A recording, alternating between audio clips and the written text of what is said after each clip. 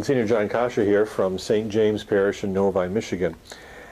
Today's topic for our self-help series is that of bullying. And bullying takes many forms. There's, of course, physical bullying, being beaten up by people in school or what have you.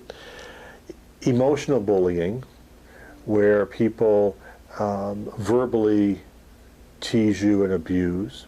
And there's also cyberbullying, where people use social media or the internet to spread lies and rumors and to hurt or defame your character.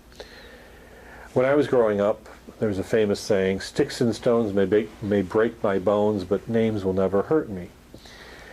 Well, as we've grown in our development and psychological understanding of how the human person works, we recognize that sometimes psychological bullying and name-calling and teasing can have a lasting impact. It can affect someone's self-image, for example. It can cause someone to think poorly of themselves. Unfortunately, bullying can lead people to do some very harmful things to themselves, cutting themselves, trying to change their image, their physical appearance in different ways. It can even lead to suicide. And in some rare cases, bullying can even lead to people killing other people. We have the example of Columbine, for example, or Sandy Hook, where someone felt so abused and hurt that they wanted to take it out on other people. I think it's safe to assume that most people have at one time in their life experienced some form of bullying or teasing or being treated poorly because of who they were. When I was a kid, we were teased for wearing glasses. You know, that was the thing. People, even though it's nowadays many people wear glasses, but in my day, only the nerds, the bad people, wore glasses, and so you got teased for it. If you didn't have a particular look in school, you got teased. I remember getting teased because I had a brush cut. You know, it looked like a military cut, and I got teased for that. And it's very hurtful, very painful. And sometimes I was physically beaten up because of the way people perceived me and the teasing. And it was very hurtful. And it caused me to have all kinds of thoughts. But then I began to realize that it's their problem, not mine. And you begin to see that about bullying, that you say, well, why is the bully really taking it out on me? Chances are the bully was himself or herself abused as a child. Second of all, the bully usually has a poor self-image. And they don't want people to focus on their poor self-image, so they take it out on someone else. They may have some kind of inadequacy, but they don't want people to find out about it, so they take it out on someone else. They may be discovering themselves, who they are. A lot of bullies are hiding something. They may have some feelings or thoughts that scare them, and therefore they take those thoughts and feelings and project them onto another person and then attack that person for characteristics that they perceive in themselves. And they hope that by beating up this person, it'll somehow cleanse them. Bullying in any form, whether it's done at a very young age or whether it's done as an adult, is harmful. It's even considered sinful.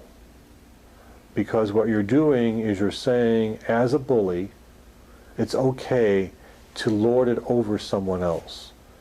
In other words, what you're saying about yourself as a bully is that your God and these other people are people that I can control. There's only one God. And God is not a bully. God does not hurt. God does not torture. God does not maim. But sometimes people feel that they should act in the person of God and tell you how you should live your life.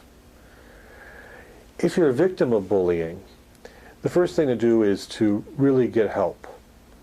get help from someone that's in a position that can help you, a position of authority. Tell your folks. Tell your teachers. In the year 2015, bullying is less tolerated than it was when I was growing up.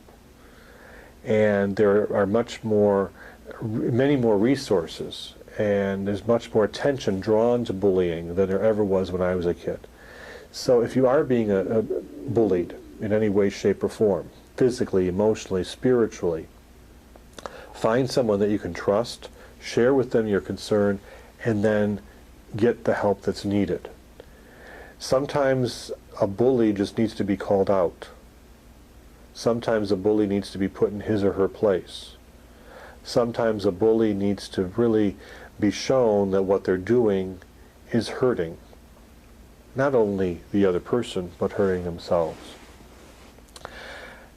Finally, I just wanted to say that when we are a victim of bullying, sometimes we can find ourselves in a very dark spot. We can find ourselves in a very painful area, and we think that there's no hope.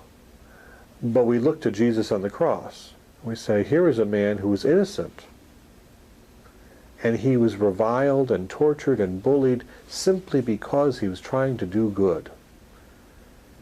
And what did he say? Father, forgive them, they know not what they do. And his death on the cross, his experience of the crucifixion, helped other people to see the presence of God. So we turn to the Lord in times of bullying, in times of stress, and just ask God to help us to get through it, but help the person who's doing it to us to find a way out of that cycle of destruction. And we ask God to be with us and help us to find the tools, find the persons, find the resources that will help us to get out of the cycle, get out of the difficulty, and move on. Move on into a new life where we can experience a better way of life. So I encourage you, if you are bullied, if you are a victim, get help as soon as possible. If you are a bully, if you're someone that likes to lord it over other people, also get help, because that's not what God calls us to do. God invites us to love, respect, and cherish one another. Regardless of what they look like or who they are, every person has value, every person has worth, and every person is in the image and likeness of God.